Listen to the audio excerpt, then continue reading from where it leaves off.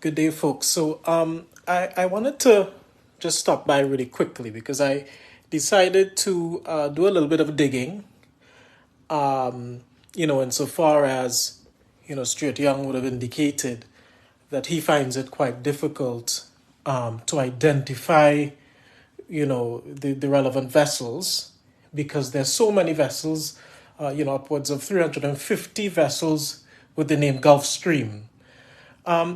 So I decided to contact my colleagues who have a subscription to marine traffic. Now, marine traffic is, an annual subscription to marine traffic is worth thousands of US dollars. So I contacted them because, all vessels with an automatic identification system, which is an AIS, essentially are logged on this central system.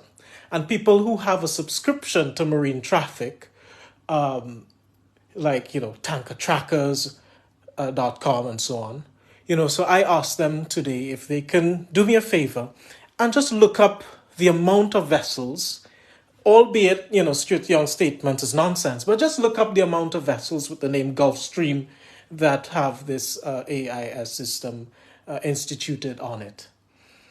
And it is less than must see 5. I'm going to upload the evidence for you in a second, but it's less than 5 vessels with the same name that have the AIS system on it. And so the question really is, if it is only 5 vessels that I can identify with my friends who have a subscription that is worth thousands of US dollars with the name Gulfstream, what on earth is the Minister of Energy talking about?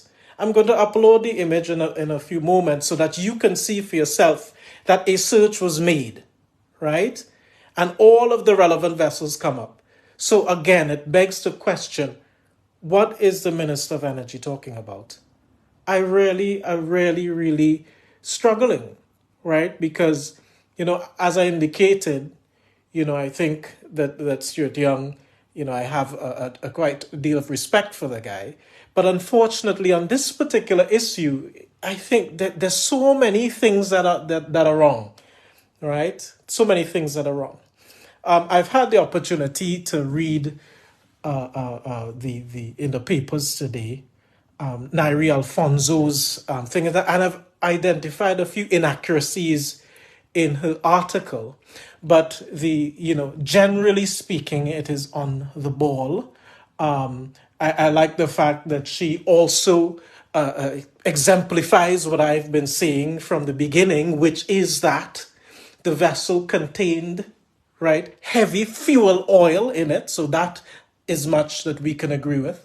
I also like the fact that she also indicated that this vessel also tends to use a Tanzanian flag. That is also accurate and falls in part with my investigations. The only thing is it's a bit challenging where she speaks about some of the vessel's name and stuff, because typically this is logged on the system, right? But I will address Nairi Alfonso's article a little later, but I wanted to come on and address that because I did a search, right? And thanks to my friends who have a subscription to, a system that is worth thousands, right? They are letting me know that, listen, this is inaccurate. So stay tuned for the next post. I'll upload it and I exemplify for you why, even again, the Minister of Energy is wrong.